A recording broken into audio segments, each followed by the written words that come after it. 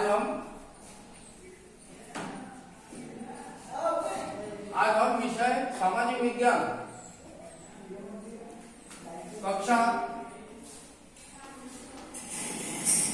9वीं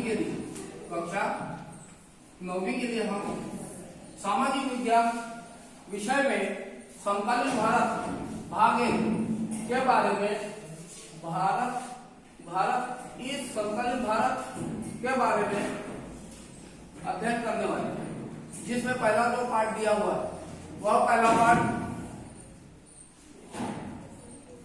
part जो दिया है अध्याय 1 भारत के आकार और स्थिति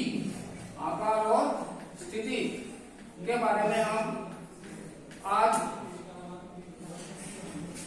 अध्ययन करने वाले हैं, जिसमें हम देखने वाले हैं बोर्ड छोटा होने के कारण हम भारत का नक्शा न बनाते हुए केवल भारत के नाम के माध्यम से हम भारत के आकार और स्थिति को समझने का प्रयत्न करेंगे, जिसमें मुख्य पॉइंट जो हमारा है पड़ोसी देश, भारत के पड़ोसी देश।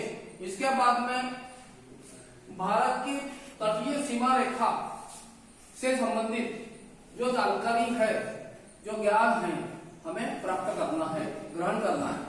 उसके लिए हम देखेंगे कि भारत के आकार और स्थिति भारत की इस प्रकार से स्थित है, जिसमें हम देखेंगे कि भारत के पड़ोसी देश पहला देश आता है आपका पाकिस्तान। भारत के कहां पर स्थित है? भारत के पश्चिम उत्तर में स्थित है। यहाँ पर पाकिस्तान स्थित है। अब पाकिस्तान की जो सीमा है, या हम यह कह सकते हैं कि भारत की सीमा पाकिस्तान के बॉर्डर पर भारत के कौन कौन से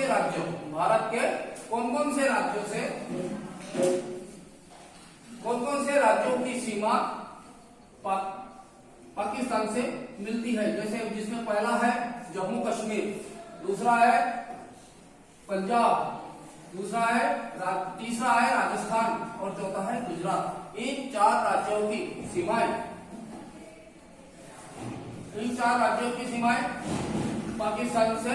पाकिस्तान की सीमा रेखा से मिलती है। इसी प्रकार दूसरा देश देखेंगे हम चीन। देखने वाले चीन, जो भारत के उत्तर में स्थित है। यह भारत का उत्तर दिशा है। उत्तर दिशा में कौन सा देश स्थित है? चीन स्थित है। अब चीन की सीमाओं से लगे हुए भारत के जो राज्य है, उन राज्यों के बारे में हम देखेंगे कि लद्दाख, भारत का जो ऊपरी क्षेत्र है लद्दाख, इसके बाद में हिमाचल प्रदेश का कुछ भाग, उसके बाद में उत्तराखंड, उसके बाद सिक्किम और अरुणाचल प्रदेश का भारत का हिस्सा चीन की सीमा से सटा हुआ है। इसी प्रकार अगला तीसरा क्रमांक हम देखेंगे नेपाल की सीमाएं क्रमशः नेपाल भी यहीं पर है। नेपाल भी कहाँ है? भारत के उच्च शिखर पर। हम इसको संकेतक रूप से समझ सकते हैं कि नेपाल कहाँ स्थित है। संकेतक के रूप में नेपाल स्थित है। और नेपाल चूंकि भारत के इस प्रकार के स्थिति में है। अब नेपाल से एकमात्र ऐसा दुनिया का ऐसा देश है जो आज भी वहां पर राजाओं का देखेंगे उत्तराखंड नेपाल से जो सीमाएं लगती है वो है उत्तराखंड,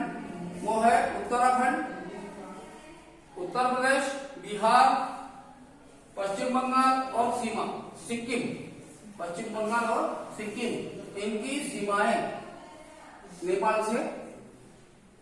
इसी प्रकार चौथे क्रम में देखेंगे हम भूटान।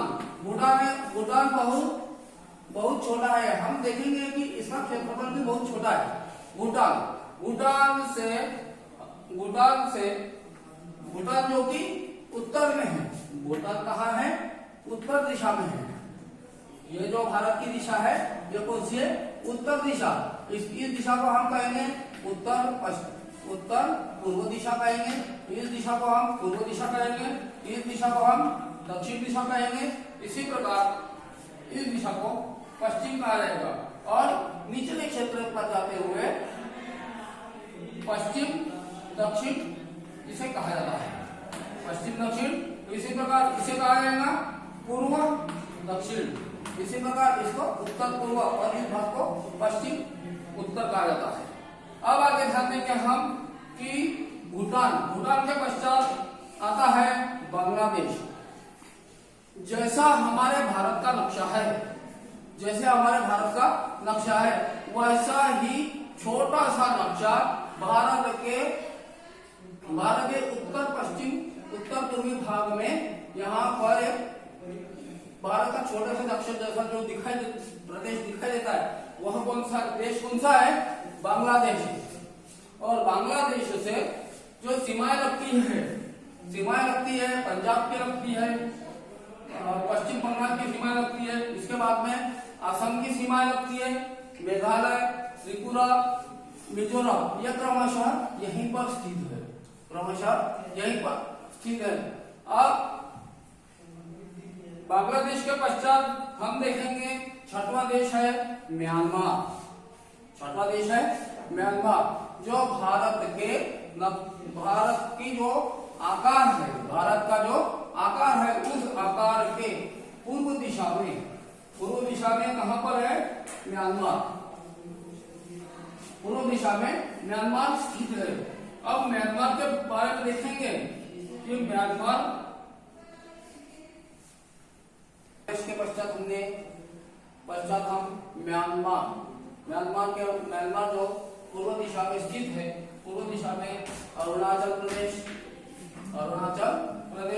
इसके बाद में नागालैंड, मणिपुर और मिजोरम।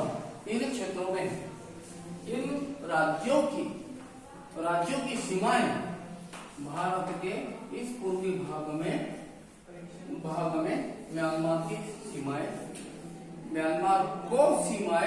भारत के इन राज्यों की सीमाएं जोड़ती है।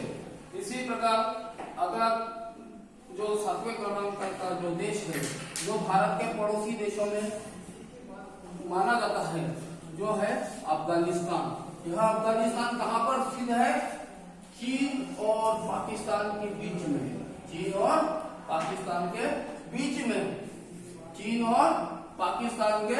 बीच में जो देश स्थित है वह जो देश है जिसकी सीमाएं भारत से लगती है। वह देश कौन सा है? अफगानिस्तान। अब अफगानिस्तान कहां पर है? उत्तर पश्चिम में। कहां पर है? उत्तर पश्चिम में। इसलिए अफगान को जो स्थित है भारत की आकार और स्थिति में उत्तर पश्चिम में अफगानिस्तान स्थित है। इसी प्रकार हम क्या देख रहे हैं? भारत के पड़ोसी देश। अब देखेंगे आप इसके बाद में 8वां देश है श्रीलंका। कौन सा देश है? श्रीलंका, जो भारत का पड़ोसी देश है। यह कहां पर स्थित है? भारत के दक्षिण में स्थित है। भारत के दक्षिण में स्थित है।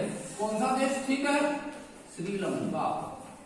ये श्रीलंका जिसके बारे में हमने देखा हुआ है हमारे इतिहास में, रामायण में जिसका उल्लेख मिलता है। इसी प्रकार भारत के कुछ छोटे छोटे द्वीप समूह हैं जिनको कहा जाता है लक्षद्वीप समूह। क्या कहा जाता है? लक्षद्वीप समूह।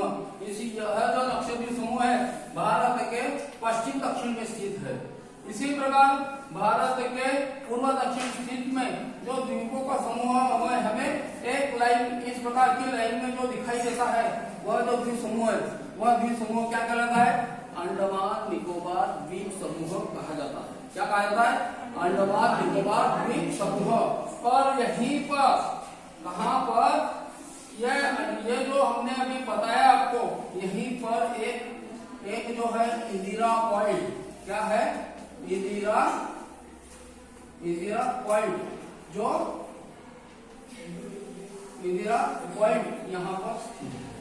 अब आगे ध्यान देंगे, अब आगे हम ध्यान देंगे। इसी प्रकार हमने देखा भारत के पड़ोसी देश, भारत के आकार और स्थिति के बारे में अध्ययन किया। इसी प्रकार अगला हम देखेंगे भारत के क्षेत्रफल से संबंधित। अब भारत की जो आकृति है, भारत की जो आकृति है उस आकृति के, भारत की जो आकृति है उस आकृति को, भारत की आकृति में किस दिशा में क्या क्या है उसे भी हम देखने वाले हैं।